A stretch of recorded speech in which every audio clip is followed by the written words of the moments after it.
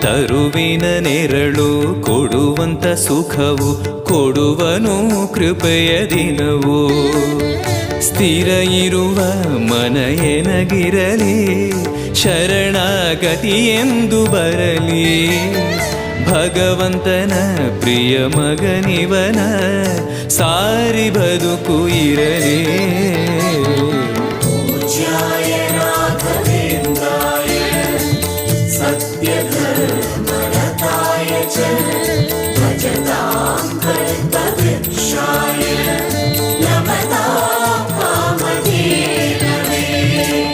ಆಲಯವೆಂದರೆ ಮಂತ್ರಾಲಯವೇ, ಬೇರೆ ನಾ ಅರಿಯಲಾರೆ.